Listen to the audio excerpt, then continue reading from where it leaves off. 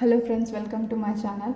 Friends, ನಾವಿವತ್ತು ನಿಮಗೆ ಫೈನಾನ್ಸಸ್ಸಲ್ಲಿ ಹೆಂಗಿರುತ್ತೆ ಅಂತ ನೋಡೋಣ ಫ್ರೆಂಡ್ಸ್. ಸೊ ಫೈನಾನ್ಸಲ್ಲಿ ಏನಾದರೂ ಇಂಪ್ರೂವ್ಮೆಂಟ್ ಇದೆಯಾ, ಹೆಂಗಿರುತ್ತೆ ನಿಮ್ಮ ಫೈನಾನ್ಷಿಯಲ್ ಸಿಚುವೇಶನ್ನು ಅನ್ನೋದನ್ನ ನೋಡೋಣ ಫ್ರೆಂಡ್ಸ್.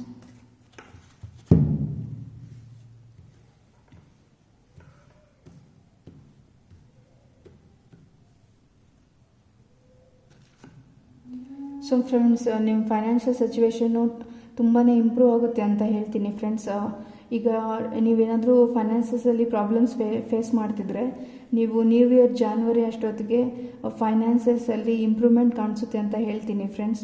ಸೊ ಡಿವೈನು ನಿಮಗೆ ಫೈನಾನ್ಷಿಯಲ್ ಹೆಲ್ಪ್ನ ಕೊಡ್ತಿದ್ದಾರೆ. ನೀವೇನಾದರೂ ಇವಾಗ ಫೈನಾನ್ಸಸಲ್ಲಿ ತುಂಬ ಪ್ರಾಬ್ಲಮ್ಸ್ ಫೇಸ್ ಮಾಡ್ತಿದ್ರೆ ಸೊ 2025 ಎನರ್ಜಿಯಲ್ಲಿ ನಿಮ್ಮ ಫೈನಾನ್ಷಿಯಲಿ ಸ್ಟೇಬಲ್ ಆಗ್ತೀರಾ ಅಂತ ಹೇಳ್ಬೋದು friends. It is A very good time for finances.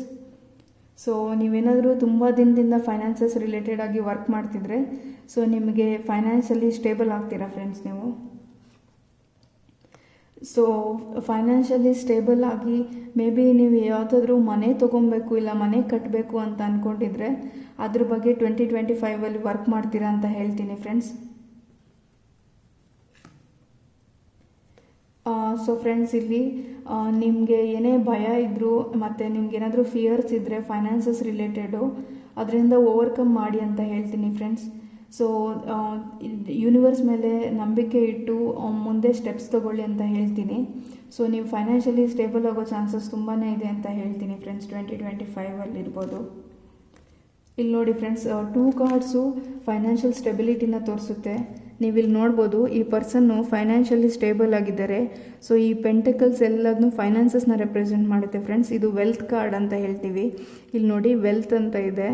So ನೀವು ಸ್ವಲ್ಪ ಲೈಫಲ್ಲಿ ಡಿಸಿಪ್ಲಿನ್ನ ಇಟ್ಕೊಬೇಕು ಫ್ರೆಂಡ್ಸ್. ಫೈನಾನ್ಸಸ್ ರಿಲೇಟೆಡ್ ಆಗಿ ನೀವು ಎಷ್ಟು ಖರ್ಚು ಮಾಡ್ತಿದ್ದೀರಾ, ನೀವು ಎಷ್ಟು ಸೇವ್ ಮಾಡ್ತಿದ್ದೀರಾ, ಸರಿಯಾದ ರೀತಿಯಲ್ಲಿ ಸೇವ್ ಮಾಡ್ತಿದ್ದೀರಾ ಇಲ್ವಾ ಅನ್ನೋದ್ರ ಬಗ್ಗೆ ಒಂದು ಸ್ವಲ್ಪ ಕ್ಲಾರಿಟಿ ಇಟ್ಕೊಳ್ಳಿ ಲೈಫಲ್ಲಿ. So it is A very good time for finances ಅಂತ ಹೇಳ್ತೀನಿ ಫ್ರೆಂಡ್ಸ್. ಸೊ ಆ್ಯಕ್ಷನ್ ತೊಗೊಳ್ಳಿ, ಸಕ್ಸಸ್ ಆಗುತ್ತೆ, ಪ್ರೋಗ್ರೆಸ್ ಸಿಗುತ್ತೆ ನಿಮ್ಮ ಫೈನಾನ್ಷಿಯಲ್ ಲೈಫಲ್ಲಿ ಅಂತ ಹೇಳ್ತೀನಿ ಫ್ರೆಂಡ್ಸ್. ಇಲ್ಲಿ ನಾನು ಒಂದು ಎಕ್ಸಾಂಪಲ್ ಹೇಳ್ತೀನಿ. ಫಾರ್ ಎಕ್ಸಾಂಪಲ್, ನೀವು ನಿಮ್ಮ ಲೈಫಲ್ಲಿ ಮನೆ ತೊಗೊಳೋದು ಪ್ರಿಯಾರಿಟಿ ಆಗಿರ್ಬೋದು. ಇವಾಗ ಪ್ರೆಸೆಂಟ್ ಸಿಚುವೇಷನಲ್ಲಿ ನೀವು ಬಾಡಿಗೆ ಮನೆಯಲ್ಲಿ ಇರ್ಬೋದು. ಬಟ್ ನಿಮಗೆ ಕಾರ್ ತೊಗೊಬೇಕಂತ ತುಂಬ ಟೆಂಪ್ಟೇಷನ್ ಇರ್ಬೋದು ಫ್ರೆಂಡ್ಸ್. ಸೊ ಈ ಥರ ಸಿಚುವೇಶನ್ ಬಂದಾಗ ನೀವು ಟೆಂಪ್ಟೇಷನ್ನು ಕಾರ್ ಆಗಿರುತ್ತೆ, ಬಟ್ ನಿಮಗೆ ಆ್ಯಕ್ಚುಲಿ ಬೇಕಾಗಿರೋದು ಮನೆ ಆಗಿರುತ್ತೆ ಫ್ರೆಂಡ್ಸ್. ಸೊ ಈ ಥರ ಟೆಂಪ್ಟೇಷನ್ ಇರೋವಾಗ ನೀವು ಪ್ರೆಸೆಂಟಲ್ಲಿ ಏನು ಬೇಕು ನಿಮಗೆ ಅದ್ರ ಬಗ್ಗೆ ಫೋಕಸ್ ಮಾಡಿ. ಸೊ ಈ ಎಕ್ಸಾಂಪಲಲ್ಲಿ ಫಸ್ಟು ನೀವು ಮನೆ ತೊಗೊಬೇಕು, ಅದಾದಮೇಲೆ ನೀವು ಕಾರ್ ತೊಗೊಬೇಕು.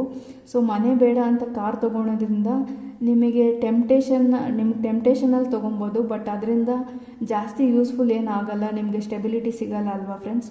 ಸೊ ಅದಕ್ಕೆ ಈ ಎಕ್ಸಾಂಪಲ್ನ ಕೊಡ್ತಾ ಇದ್ದೀನಿ ಫ್ರೆಂಡ್ಸ್. ನೀವು ಫೈನಾನ್ಸಸ್ನ ಹೇಗೆ ಬೆಟರಾಗಿ ಥಿಂಕ್ ಮಾಡ್ಬೋದು ಅನ್ನೋದಕ್ಕೆ ಒಂದು ಎಕ್ಸಾಂಪಲ್ನ ಕೊಟ್ಟಿದ್ದೀನಿ. ಸೊ ಇಲ್ಲಿ ನೋಡಿ ಫ್ರೆಂಡ್ಸ್, ನಿಮಗೆ ನಿಮ್ಮ ಲೈಫಲ್ಲಿ ಪ್ರೆಸೆಂಟಲ್ಲಿ ಏನು ಇಂಪಾರ್ಟೆಂಟು ಅದ್ರ ಬಗ್ಗೆ ಫೋಕಸ್ ಮಾಡಿ. ಸೊ ನಿಮ್ಮ ಟೆಂಪ್ಟೇಷನ್ಸ್ ಏನಾದರೂ ಇದ್ದರೆ ಅದನ್ನು ನೆಕ್ಸ್ಟ್ ಟೈಮು ತೊಗೊತೀನಿ ಅಂತ ಯೋಚನೆ ಮಾಡಿ. ಸೊ ಯಾವ ಟೈಮಲ್ಲಿ ಯಾವುದ್ರ ಅವಶ್ಯಕತೆ ಇದೆ ಅದನ್ನು ಫಸ್ಟ್ ತೊಗೊಳ್ಳಿ, ಸ್ಟೆಬಿಲಿಟಿ ಬಗ್ಗೆ ಯೋಚನೆ ಮಾಡಿ ಅಂತ ಹೇಳ್ತೀನಿ. ಸೊ ಒಳ್ಳೆ ಫೈನಾನ್ಷಿಯಲ್ ಸ್ಟೇಬಲ್ ಟೈಮ್ ಬರ್ತಿದೆ ಅಂತ ಹೇಳ್ತೀನಿ ಫ್ರೆಂಡ್ಸ್. ಆದರೆ ನಿಮಗೆ ಈ ಟೈಮಲ್ಲಿ ನೀವು ಫಿಯರ್ಸ್ನ ಬಿಟ್ಟು ನಿಮ್ಮ ಸುತ್ತಮುತ್ತ ಇರೋ ಆಪರ್ಚುನಿಟೀಸ್ನ ನೋಡಬೇಕು ಅಂತ ಹೇಳ್ತೀನಿ.